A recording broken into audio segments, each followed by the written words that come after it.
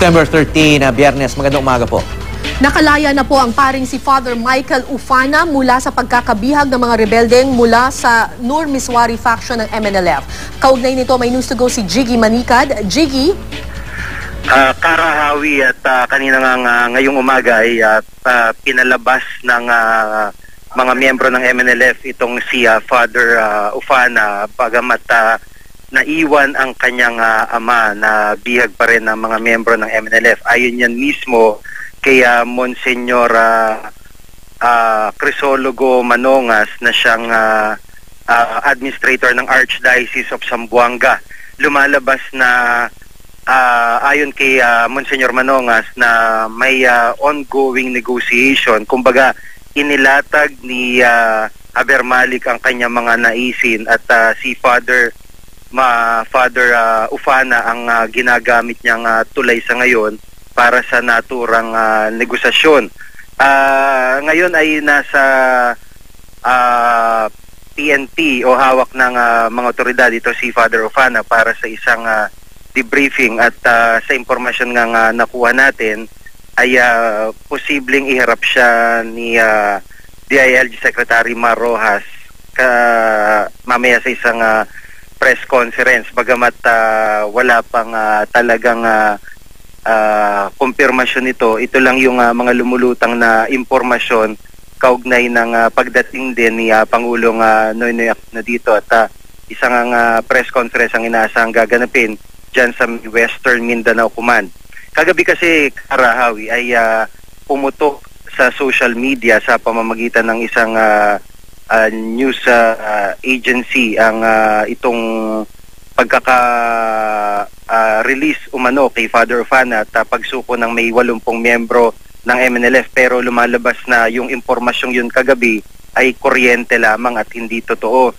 So kaninang umaga lang talaga itong pinalabas itong si Father Ufana ng grupo ni Haber Malik at ayon pa rin kay Monsignor Manongas, itong si Haber Malik na commander ng MNLF na naghawak kay Father Ufana ay matagal nang kakilala ng pari dahil magkapit-bahay sila dito sa may Santa Barbara, Zamboanga City, at yung karamihan dun sa mga hostages na hawak pa raw ay mga kapitbahay din ni Father Ufana sa naturang barangay. So ang hindi madetermina ngayon ng kaparian dito sa Zamboanga ay kung pagkatapos ba na ihayag ni Father Ufana yung mga naisin, mga demands ito si Haber Malik ay pababalikin pa ba bilang kondisyon si Father Ufana dahil nga nandun pa rin yung kanyang ama at marami pa rin hostages na hawak. So ito yung isa sa mga dinedetermina ngayon ng mga otoridad kung paano pa magiging kalagayan talaga ni Father Ufana. Hindi pa ganong nagbibigay ng statement ang pari sa media at isang kumbaga parang inihayag lang niya na maayos naman yung kanyang kalagayan nung siya lumabas kanina umaga mula sa Ilustre Street kung saan din naroroon yung kanilang bahay na ginagamit nga na pinagkampuhan na ng mga miyembro ng MNLF. Karahawi. Yeah. Jiggy, ulitin ko lang, sinabi mo na itong si Haber Malik, yung humawak kay Father Ufana, ay kanyang kapitbahay sa Zamboanga City.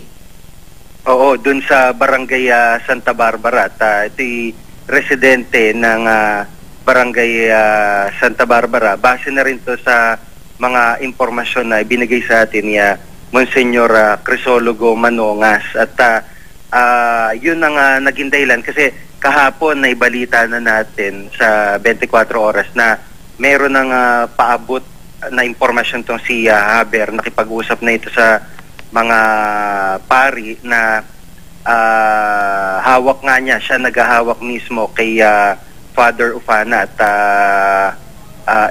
sa paglabas si Father Ufana ay mas nakumpirma pang impormasyon na yan na nasa sa grupo siya ni Haber Malik.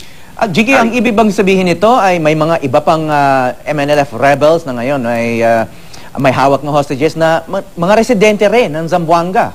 At hindi lahat galing Basilan tulad ng sinabi sa ibang ulat.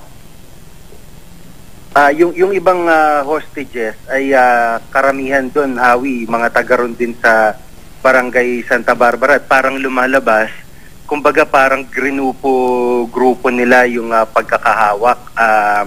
Hindi sa isang bahay o hindi sa isang lugar hinawakan o tinatago itong ilang mga hostages, kundi iba-ibang lugar. So, yun yung isa din sa malalaman natin sa sitwasyon ni Father Ufana kung sino ba yung mga nakasama niya, kung kakilala niya. Pero ang isang kumpirmado dito ay nakasama niya o kasama niya doon ang kanyang ama dahil initially magkakasama sila, kasama niya kanyang mga magulang, yung kanyang ina at ama, isang kapatid at isang helper, isang kasambahay.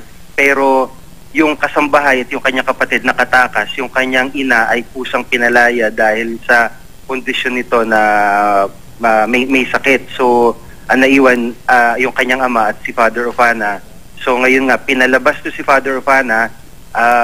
Hindi pa natin talaga, hindi pa klaro yun sa kaparian dito kung yun ay release o talagang pinalabas lang para maghatid ng impormasyon at kung may kondisyon ba para pabalikin ang pare sa kamay nitong si Javier Malik pagkatapos niyang ihayag yung kanyang demand sa mga otoridad. Hawi. So yung ibang rebelde, residente rin ng Zamboanga City. Hindi sila galing sa labas.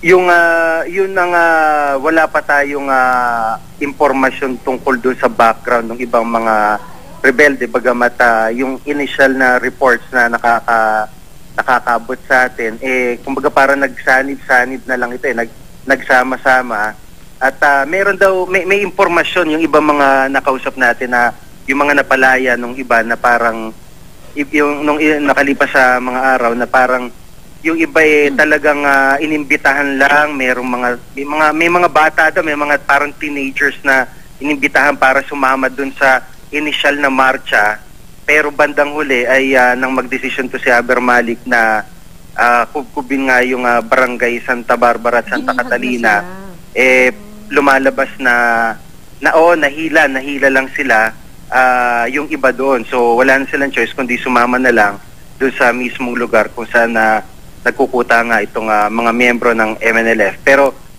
karamihan dito ay yung sumama lang dun sa marcha na sinimulan nila nung Lunes ng itong linggong ito. So Jiggy, ang sinasabi mo ay itong si Father Ufana, siya ngayon yung parang kumbaga magsasabi ng mga demands nitong ng MNLF faction. May mga nabanggit na ba kung ano itong mga demands na ito? Oo. Kahapon nung magkausap tong si Father Ufana ilang sa kanyang mga kasamahan at nakausap din nila si Javier Malik sa pamamagitan telepono, ang iginigit daw nitong si Javier ay yung third party negotiation ng Indonesia plus pagpapa-interview sa media.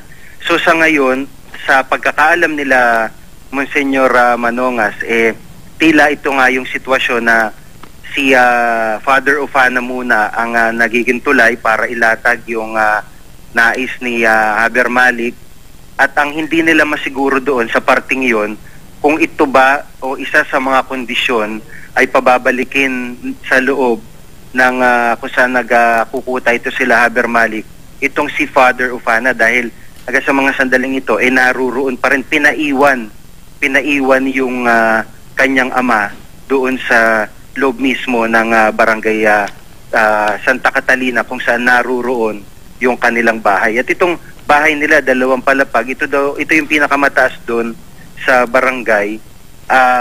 Ito rin yung ginagamit na vantage point ng mga sniper ng MNLF at ito nga yung malapit lang. Kumbaga parang ito yung pinaka-visible mula dun sa pwesto din ng mga sundalo. Kaya ito din yung unang binabakbakan itong isa sa mga bahay nila. May nasabi ba si Father Ufana kung kumusta na yung kalagayan ng iba pang natitirang bihag na hawak ng MNLF? May pagkain ba? Are they being harassed? Kumusta yung sitwasyon ng mga bihag doon? Actually, wala pang mahabang statement si Father Ufana at kasalukuyan nag-undergo siya ng debriefing dito sa PNP at yung yung kumpletong impormasyon ay wala pa siyang naihahayag. Ang nabanggit lang niya ay okay naman siya. Yun lang, parang isang sentence lang talaga. So, nantabayanan natin yung kumpletong talagang kwento nitong si Father. Kung ano ba yung sitwasyon, kung maaari siyang magkwento at hindi rin malalagay sa alanganin yung iba pa mga hostages dito sa pagpapalabas sa kanya. Kara. Jiggy, sinabi mo kanina na kuryente lang itong balita na may 80 rebelde na nag-surrender. Paano mo naman nakumpirma na hindi ito totoo? Kasi pumutok yan kagabi, Hawi, siguro mga alas 9, alas 10 ng gabi. So, nantabayanan natin kung saan galing yung impormasyon o kaya ay meron ba talagang sumuko. Nakausap din ng ibang team ng GMA News, yung mga opisyal dito, at hanggang sa makumpirma nga na talagang walang ganong impormasyon na sumuko at si Father Ufana kanina lang pinalabas. Maging si Monsignor Manongas, kumbaga pinabulaanan na rin niya yung ulat-ulat nung i-double check din natin yung impormasyon na yun kagabi.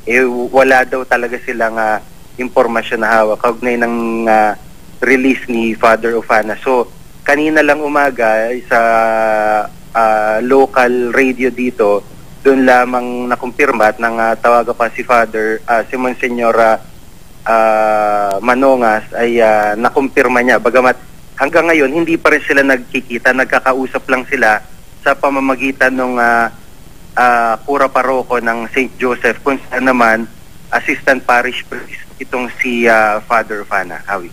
Maraming salamat sa iyo, Jiggy Manikad, nag-uulat mula sa Zamboanga.